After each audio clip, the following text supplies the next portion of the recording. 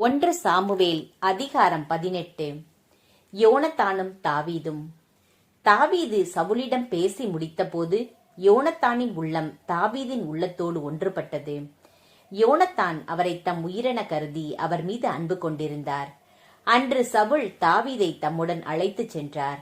அவருடைய தந்தை வீட்டுக்கு திரும்பி போக இசைவு அளிக்கவில்லை. பின்பு யோனத்தான் தாவீதுடன் உடன்படிக்கை செய்து கொண்டார். ஏனெனில் அவரை தம் உயிரென கருதி அவர் மீது அன்பு கொண்டிருந்தார். யோனத்தான் தாம் அணிந்திருந்த மேலங்கியை கழற்றி தாவீதுக்கு கொடுத்தார். அத்துடன் தம் அங்கி, வாள், வில், கச்சை ஆகியவற்றையும் கொடுத்தார். தாவீது சவுல் தம்மை அனுப்பிய இடமெல்லாம் சென்று வெற்றியை கொணர்ந்தார். அதனால் சவுல் அவரை படைத்தலைவராக்கினார். மக்கள் எல்லாரும் மற்றும் சவுலின் அலுவலர்களும் இதை பெரிதும் விரும்பினர். சவுலின் பொறாமரி. தாவீது பெலிஸ்தியனை கொன்றபின் வீரர்கள் வீடு திரும்பிக் கொண்டிருந்த போது இஸ்ரேலின் எல்லா நகர்களில் இருந்தும் பெண்கள் ஆடல் பாடலுடன் அரசர் சவுலை சந்திக்க வந்தனர்.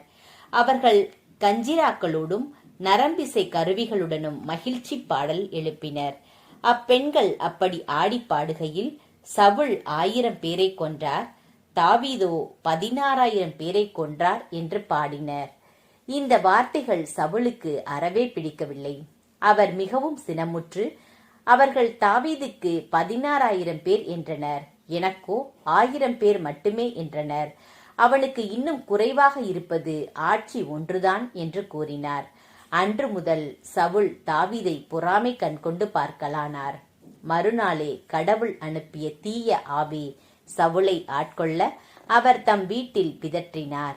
அப்பொழுது தாவீது ஒவ்வொரு நாளும் செய்வது போல் யாழ் எடுத்து மீட்டினார். சவுலின் கையில் ஈட்டி இருந்தது.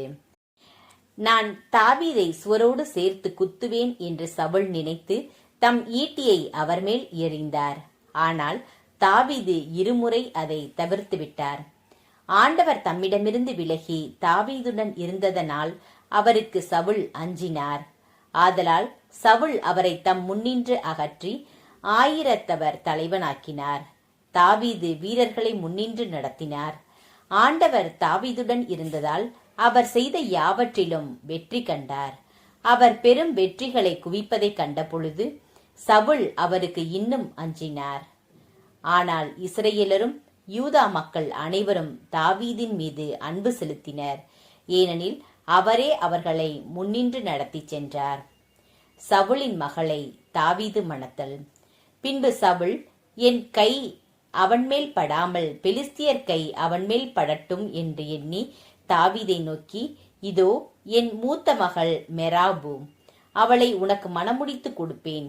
நீ மட்டும் வீரம் உள்ளவனாக செயல்பட்டு ஆண்டவரின் படைகளை நடத்திச் செல் என்றார். அப்பொழுது தாவீது சவுலிடம், அரசரின் மருமகன் ஆவதற்கு நான் யார்? என் உறவினர் யார்? இஸ்ரேலில் என் தந்தையின் குலம் என்ன என்று கேட்டார். சவுலின் மகள் மெராபை தாவீதுக்கு மணமுடிக்கவிருந்த நேரத்தில் அவள் மெகலோயனாகிய அதிரியேலுக்கு மனைவியாக அளிக்கப்பட்டாள். அதன்பின் சவுலின் மகள் மீகாள் தாவீதின் மீது காதல் கொண்டாள். இது சவுலுக்கு அறிவிக்கப்பட்ட போது அவர் மகிழ்ச்சியுற்றார். நான் அவளை அவனுக்கு கொடுப்பேன், அவளும் அவனுக்கு மனைவியாக இருப்பாள், பெலிஸ்தியரும் அவனுக்கு எதிராக எழுவர் என்று சவுல் நினைத்து தாவீதை நோக்கி, இப்பொழுது என் 2ஆம் மகள் மூலம் நீ என் மருமகன் ஆவாய் என்று கூறினார். சவுல் தம் பணியாளர்களிடம் தாவீதோடு ரகசியமாய் பேசி, இதோ அரசர் உம்மீது விருப்பம் கொண்டுள்ளார், அவருடைய அலுவலர்கள் எல்லாரும் உம்மீது அன்பு கொண்டுள்ளார்கள். ஆதலால் நீர் இப்பொழுது அரசருக்கு மருமகனாய் இரும் என்று சொல்லுங்கள் என்றார். சவுலின் பணியாளர்கள் அந்த வார்த்தைகளை தாவீதின் காதுகளில் ஊதினர்.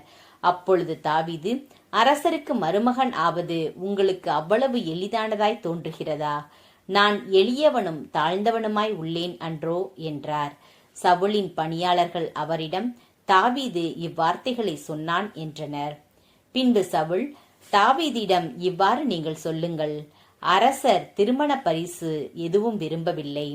அரசருடைய எதிரிகளை பழிவாங்கி பெலிஸ்தியரின் 100 நுனி தோள்களை நீ கொண்டு வந்தால் போதும் என்று சொல்லுங்கள் என்றார்.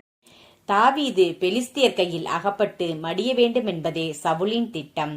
சவுலின் பணியாளர்கள் தாவீதுக்கு அந்த வார்த்தைகளை கூறியபோது அரசருக்கு மருமகனாய் ஆவது குறித்து தாவீது மகிழ்ச்சியுற்றார். திருமண நாள் நெருங்கும் முன் தாவீது தம் ஆள்களுடன் சென்று பெலிஸ்தியரின் 200 பேரை கொன்றார். பின்னர் தாவீது அவர்களின் நுனி தோள்களை கொண்டு வந்து அரசனின் மருமகனாகும் பொருட்டு அவற்றை அவரிடம் சரியாக எண்ணி பார்த்தார். எனவே சவுல் தம் மகன் மீகாவை தாவீதுக்கு மணமுடித்து கொடுத்தார். ஆனால் ஆண்டவர் தாவீதோடு இருப்பதையும் இஸ்ரேல் முழுவதும் அவர் மீது அன்பு கொண்டுள்ளதையும் சவுல் தெளிவாக கண்டுணர்ந்தார். எனவே சவுல் தாவீதுக்கு அதிகம் அஞ்சினார். சவுல் தாவீதை என்றென்றும் தம் எதிரியாக கருதினார். பின்பு பெலிஸ்திய படைத்தலைவர்கள் போரிடுமாறு புறப்பட்டு வந்தனர். அப்படி அவர்கள் வந்த போதெல்லாம் சவுலின் மற்ற எல்லா தலைவர்களை விட தாவீது மிகுதியான வெற்றியடைந்தார். ஆதலால் தாவீதின் புகழ் மேலோங்கியது.